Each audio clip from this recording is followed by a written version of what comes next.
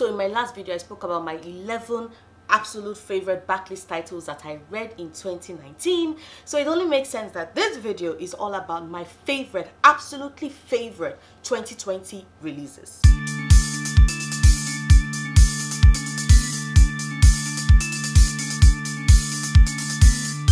And I'm of course going to start with the love of my life, the one book that I think that my brand is well known for, and nobody would be surprised about her making this list.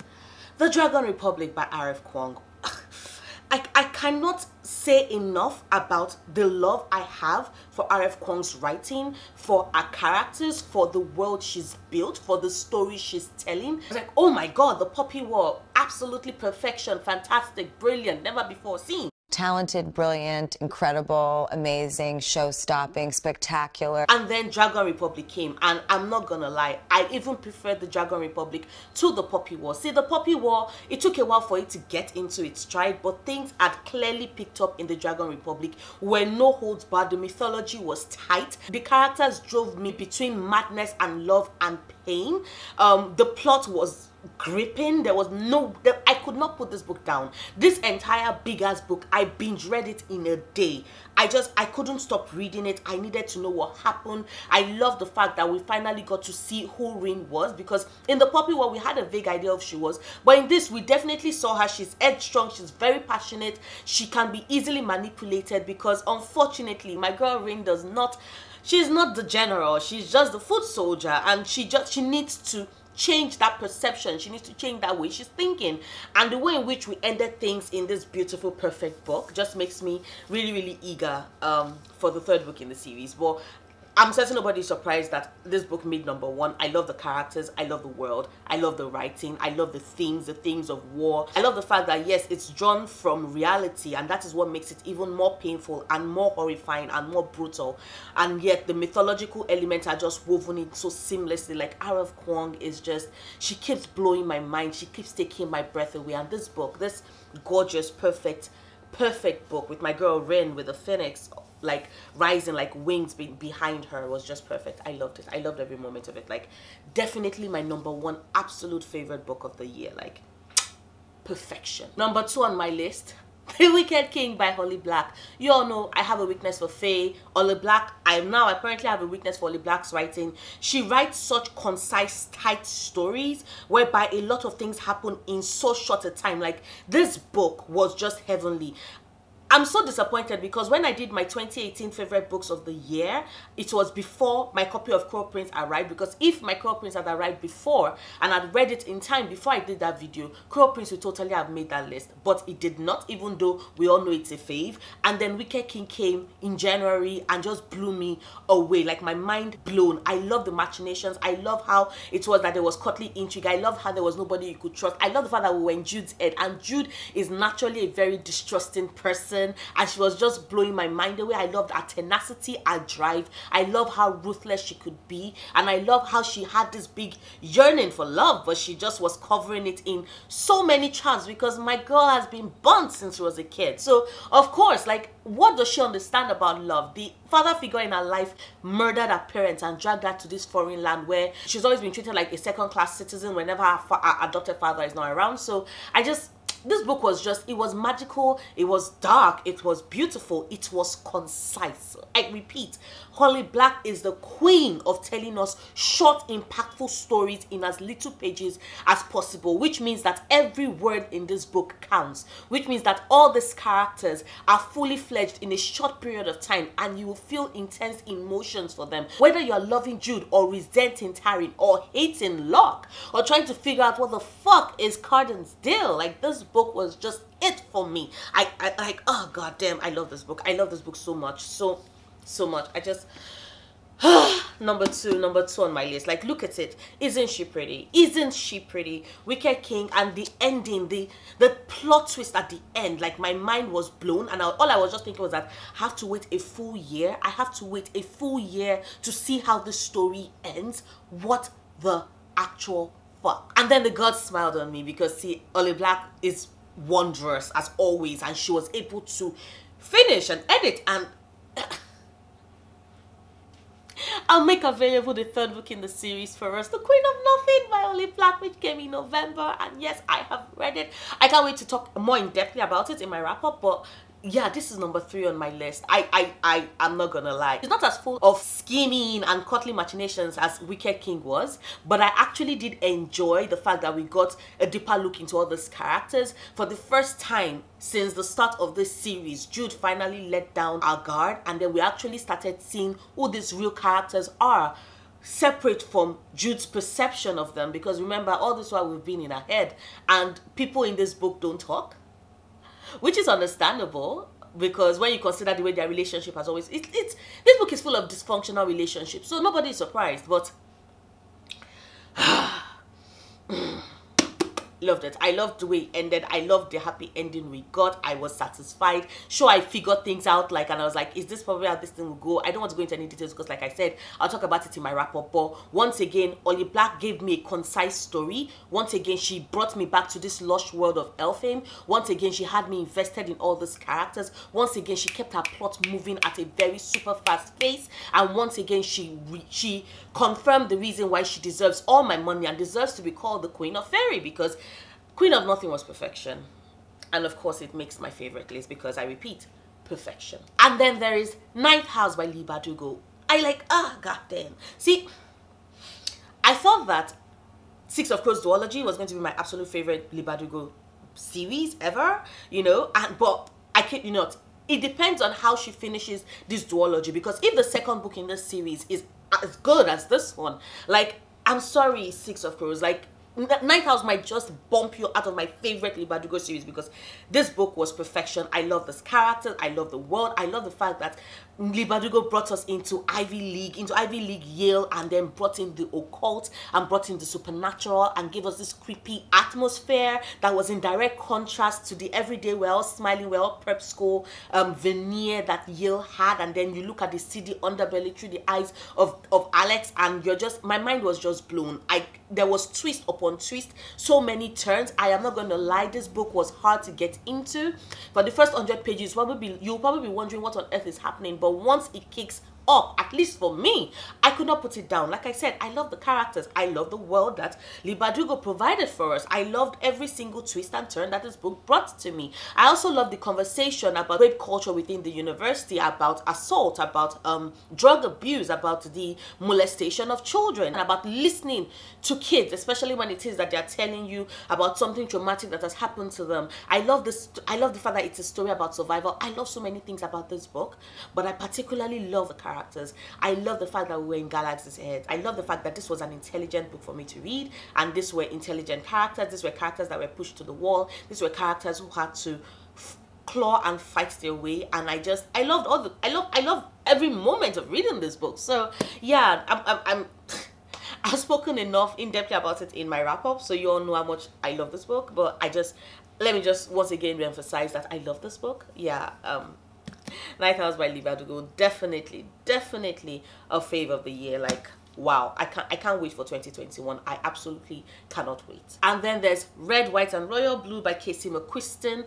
See, so many times all the straights get all the rom-com stories, you know. They get the meet cute, the first kiss, the happy moment, the drama, everything else, especially when you bring it into like the political sphere, unless we're looking at something like House of Cards, which is actually more dark political thriller, but a soft, sweet, funny, romantic, sexy rom-com, like, it's almost always straight. And then Casey McQuiston came and they were like, I'm gonna give you good shit. And like, oh my god, Red, White and Royal Blue, loved it. I loved it. I love the fact that, you know, we had a prince in England, and we had the son of the president of the United States, and they fell in love. Like, this was settling relationships between two countries. This was some international type relations. Like, yeah, definitely international relations.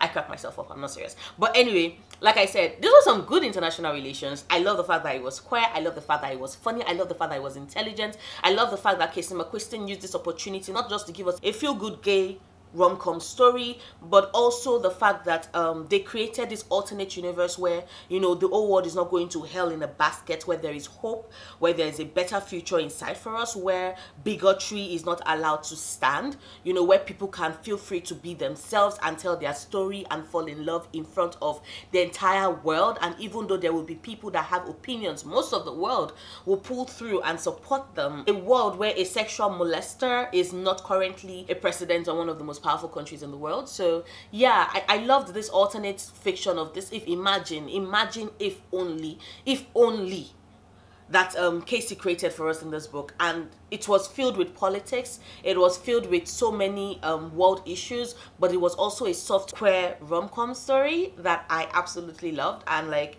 the straights keep getting it, so now we have, like, now we're getting ours too, and it was great. Loved it. As I'm fairly certain that this book will make the list of a lot of people's favorites of 2019. And if you've read it, you would understand why. If you've not read it, you should read it so you understand why. But either way, yes. Red, White, and Royal Blue by Kirsty McQuiston. And then there's On the Come Up by Angie Thomas. You all know The Hate You Give made my favorite books that I read in 2018 list. And once On the Come Up came up this year, I knew I had to get it, because Angie Thomas confirmed with that book that she was always going to take my money. Like, she had the power to take my money.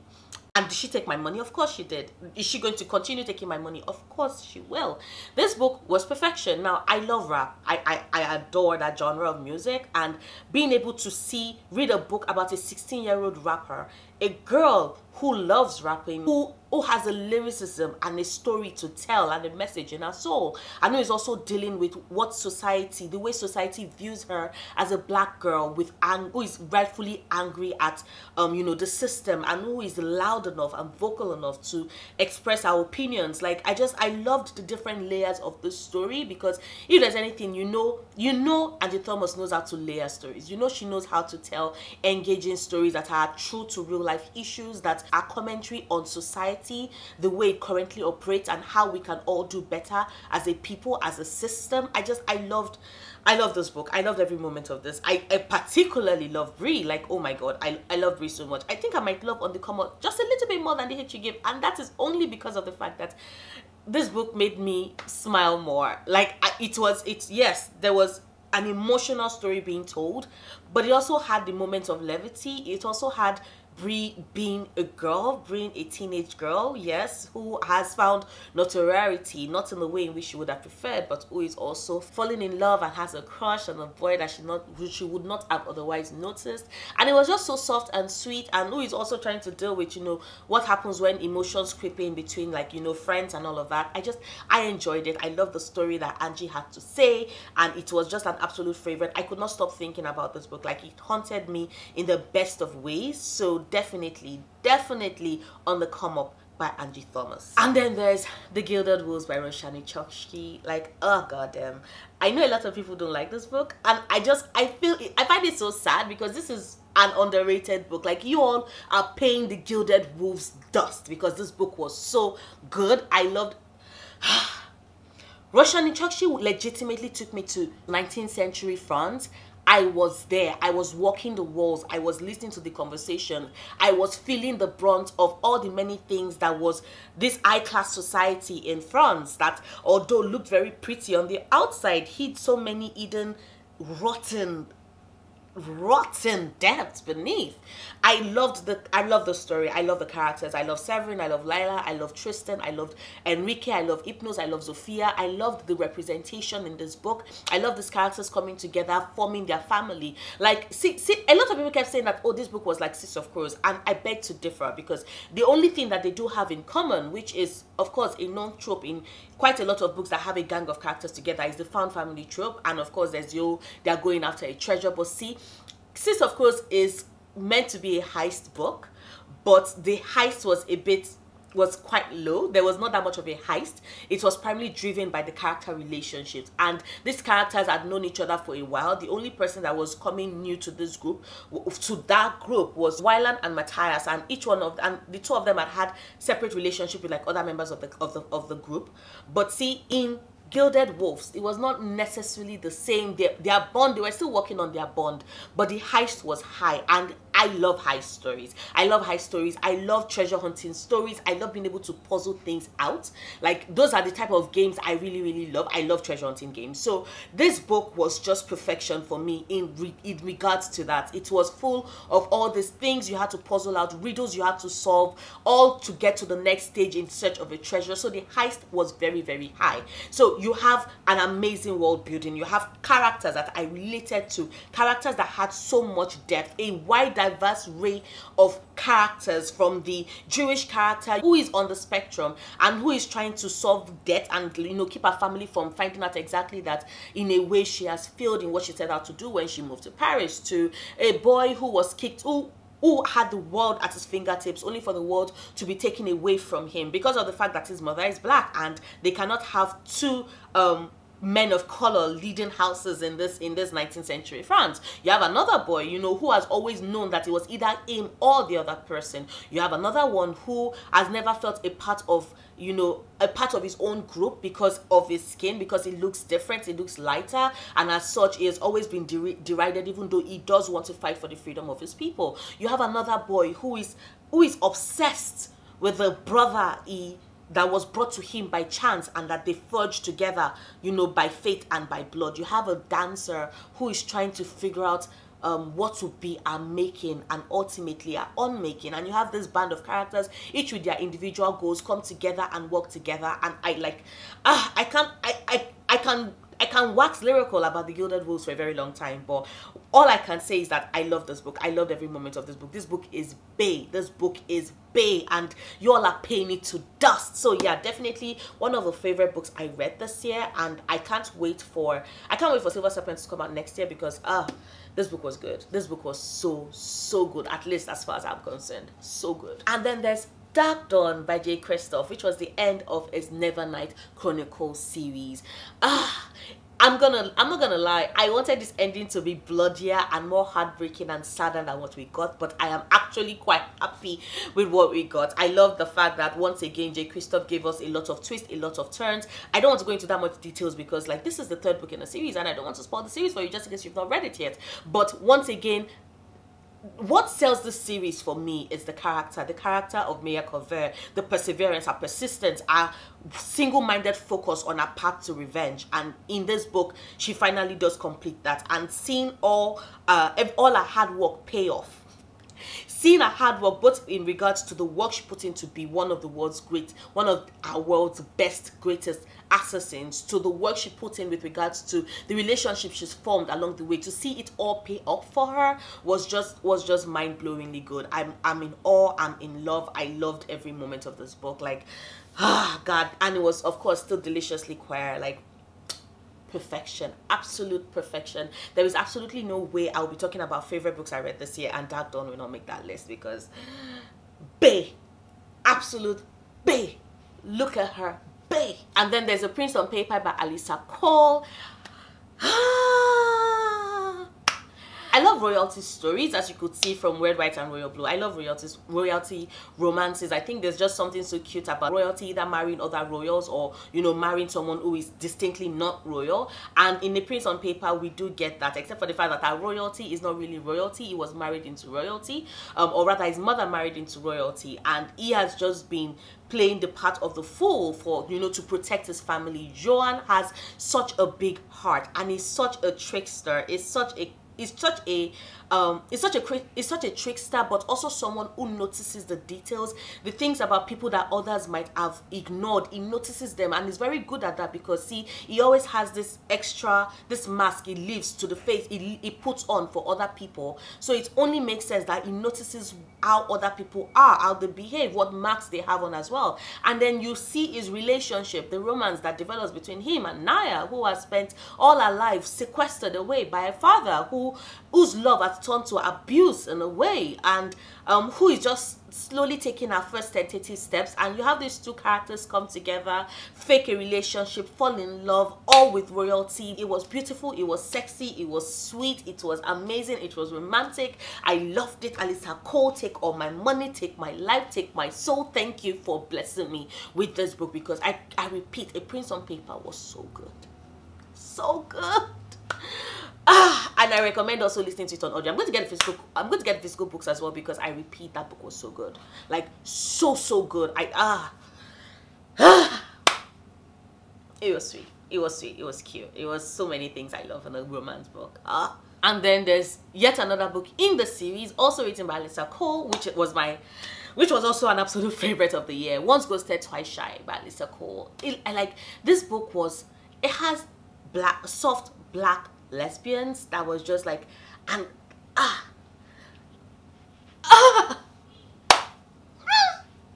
the romance was just, oh my god, I'm blushing so hard. Reading about Likotsi and Fabiola falling in love, like they fell in love, or rather they were starting to fall in love, and then Fabiola broke away and she ghosted Likotsi, who was heartbroken, and then seeing them have the second chance at a romance, and then see them walk towards that, and Fabiola trying to gain Likotsi's love and trust back. It's soft and sweet and gorgeous and amazing, and like, romantic. And for the first time in a long ass time, there was no fade to black when it came to the two women having sex. Like, Alyssa fed me well, because the sex scene was just smoking, absolutely smoking. But yeah, those are 10 absolute favorite 2019 books that I read in 2019. Like, each of those books I would always 10 over 10 recommend, 100 over 10 recommend. I love them. I love those characters. I love this world. I love the writers. I love the stories they told me. I love the fact that I was so well fed and so well blessed with this variety of diverse stories throughout 2019. Let us just keep this trend up in 2020. Like, please let us keep it up. But yeah, those are my absolute favorite. Those are 10 of my absolute favorite 2019 books. Let me know, what are some of the 2019 books that you read this year that became absolute favorites. You all know I'm always trying to like grow my TBR. Everybody tries to reduce that TBR, but I don't mind. Like, give me all the books so that I can just be surrounded by books. I want to be buried with as many books as possible, if you all didn't know that. But yeah, that is my video. If you liked it, please do not forget to give it a big thumbs up. Check out my other videos, subscribe if you want to, and click on the notification bell so you don't miss any of my videos or any of my updates. I make new videos every Sundays, Wednesdays, and Fridays, and I'll see you soon. Until then, stay passionate, love books, love yourself. Bye.